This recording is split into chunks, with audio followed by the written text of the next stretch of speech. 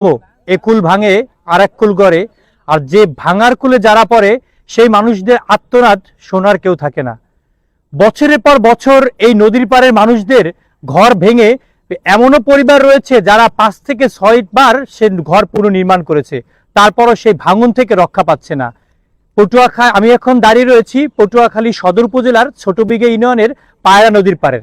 হ্যাঁ, আমি এখন আপনাদেরকে দেখাচ্ছি যে এখানের যে নদীর পাড়ের যে ভাঙন, এলাকার যে মানুষরা যারা রয়েছে তারা যে কি পরিমাণ কষ্টে রয়েছে তাদেরকে দেখানোর চেষ্টা করছি। নদীর যে পারে যে ঘর যে যখন তুলে সেখান থেকে ভাঙতে ভাঙতে তারা যে এক প্রান্ত থেকে আরেক প্রান্তে যে চলে যায় তাদেরকে আমরা দেখানোর চেষ্টা করছি। আমরা এখন যে ছোটবিঘে ইউনিয়নের যে শত শত পরিবার বলতে গেলে তারা বছরের পর বছর তারা কিন্তু এই ভাঙনের কবলে পড়ছে এবং এই ভাঙন থেকে তাদেরকে রক্ষা পাওয়ার জন্য এখন পর্যন্ত কোনো জনপ্রতিনিধি অথবা কোনো সরকার পদক্ষেপ নেয়নি। আমরা দেখতে পাচ্ছি যে এখানের যারা ভাঙনের শিকার হচ্ছে সেই সকল মানুষরা নদীর পাড়ে দাঁড়িয়ে রয়েছে এবং তাদের আর্তনাদ শোনার মতো কেউ নেই।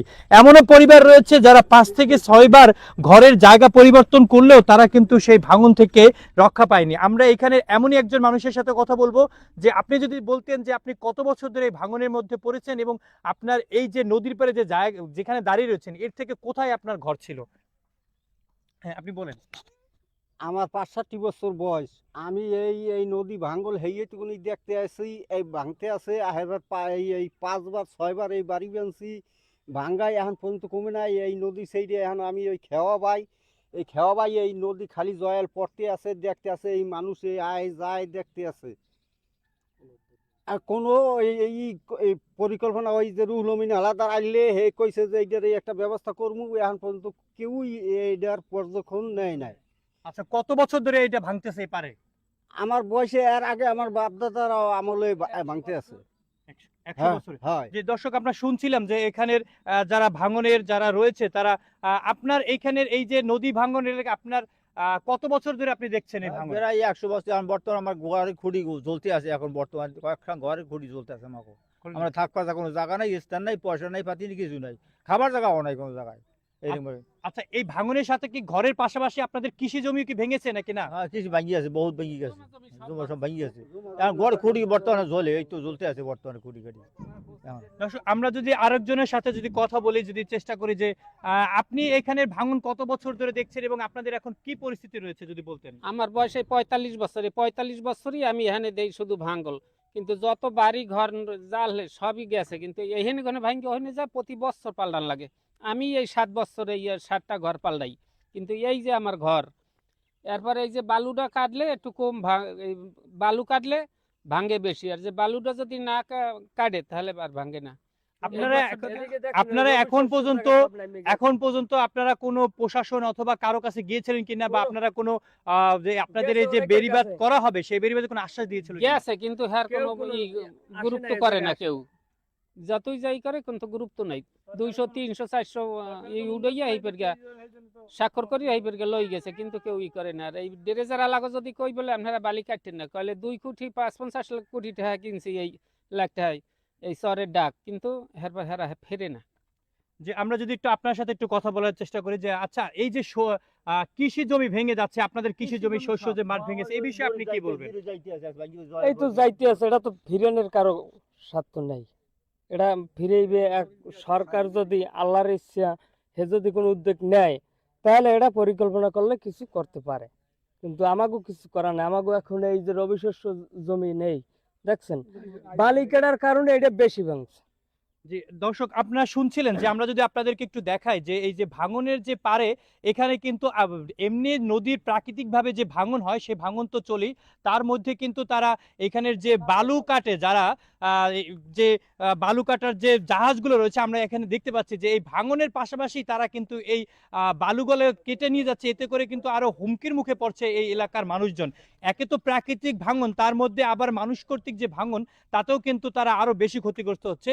আমরা যদি যদি আপনাদেরকে একটু দেখানোর চেষ্টা করি যে এখানে কৃষি জমি যে রয়েছে একদম ভাঙন পারে যে মানুষ যারা কৃষি কাজ করছে সেই কৃষি জমি কিন্তু তাদের কিন্তু ভেঙে যাচ্ছে এখান থেকে। আমরা আপনাদেরকে একটু জানিয়ে রাখি যে এখানের যে স্থানীয় যারা রয়েছে তারা কিন্তু বলছেন যে এখানে তারা কিন্তু বছরের বছর পর এই ভুক্তভোগী তারা কিন্তু এই নদী ভাঙনের রোধে, হ্যাঁ, সরকার পরিবর্তন, নতুন সরকার আসছে, পরিবর্তন হচ্ছে, কিন্তু তাদের এই ভাঙন রোধে বা ভাঙন বেড়িবাঁধ দেওয়ার ব্যাপারে কোনো সরকারই এখন পর্যন্ত কিন্তু কোনো পদক্ষেপ নেয়নি। তারা আমাদেরকে আরো জানাচ্ছিলেন যে এখানের যে প্রায় 10 কিলোমিটারের একটি জায়গা নিয়ে এই ভাঙন চলছে বছরের পর বছর। আমরা যদি আপনাদেরকে একটু দেখাই যে নদীর যে জায়গাটি রয়েছে এখানে যারা স্থানীয়রা যারা আমাদেরকে জানাচ্ছিলেন যে এই নদীর মাঝখানেরও বেশি সময় তাদের ঘর ছিল, যেখানে তারা বসবাস করেছে এবং এখানে তাদের ছিল, সেখান থেকে তারা ভাঙতে ভাঙতে আজকে প্রায় এখান থেকে প্রায় 3 থেকে 4 কিলোমিটার দূরে তাদের আগে ঘর ছিল, সেখান থেকেও তারা দূরে এখানে কিন্তু চলে এসেছে। এবং আপনাদেরকে একটু দেখায় যদি আমরা এই নদীর পাড়ের যে ভাঙনের পরও যে ঘরগুলো রয়েছে সেই ঘরগুলো কিন্তু এখনো এখানে, যদি আপনি একটু যদি আমাদেরকে বলতেন যে এখানের এই যে ঘরগুলো রয়েছে এই ঘরগুলো যদি প্রাকৃতিকভাবে ভাঙতে থাকে তাহলে কতদিন সময় লাগবে ঘর পর্যন্ত যেতে? 2 থেকে 3 মাস লাগবে, এর ভিতর ঘর ভেঙে যাইব। 2 থেকে 3 মাসের ভিতরে 3 মাসের ভিতরে আচ্ছা, দেখেন, হ্যাঁ। আরো দেখেন এই ঘরগুলো ভাঙে এই রাস্তার কিনারে কিনারে কত নিশ্চয়ই মানুষগুলো দাঁড়াই থাকে এবং সরকার থেকে কোনো উদ্যোগ নাই, টেকসই কোনো বেড়িবাঁধ নাই। শুধু এরা আইবে, দেখলে আইয়া ওই 30 কেজি চাউল দেবে, 10 কেজি চাউল দেবে। আসলে টেকসই স্থানীয়ভাবে স্থায়ীভাবে কোনো কিছু করার কোনো পরিকল্পনা কেউই কোনো উদ্যোগ নেয় না, যে সরকারই আসুক। আচ্ছা, এখানে আপনারা এই ভাঙনের মধ্যে কতগুলো পরিবার আছেন? এত পরিবার আছে, বহুত হাজার হাজার পরিবার আছে। আমাদের মনে করেন পায়রাগঞ্জ থেকে 20,000 শুরু করে মনে করেন এই পর্যন্ত এতে হাজার হাজার ফ্যামিলি যাই দেখেন আমরা রাস্তায় আশেপাশে ছোট ছোট ঘর উঠাই বাস করার মতো থাকে। হ্যাঁ, একটু বলেন, হ্যাঁ কি বলছিলেন? এই যে নদী ভাঙ্গুর যে লোকাল সমস্ত অবদার পাশে যাই বাড়ি বাঁধে, অবদা ফিটে ভেঙে গেলে আবার পাশে আবার সহ্য ফিটে বাড়ি বাঁধে, এই ব্যবস্থায় আছে। কেউ ধরে কোনো জায়গা চাই নাল জমি পায় না, আর পাইলেও হয় ঘর ভালো হলে উঠে এবং পয়সা করতে হবে, যারা নাই যে উঠে থাকবে। বাজার যত জায়গা পাওয়া যায় না, কোনো কায়দায় নাই। আবার যার মানুষ যারা আছে তারা এখন ঢাকা বাড়ি মাথা দিয়ে দেশে, কিন্তু আপনার সব ঢাকা বালির বোর্ডে এই কাম করে, বালি উঠে এই সমস্ত খাটি পিন্ডি দিয়ে খায়, আর ডেলি বোতল জানতে হ্যাঁ দিয়ে খাইতে কোনো কার্যক্রম না গো, হ্যাঁ ভালো একটা মজবুত কিছু নাই। এরা খুবই আশায় আছে, কেউ উড়ে কামতে কামতে ঢাকাও চলে গেছে।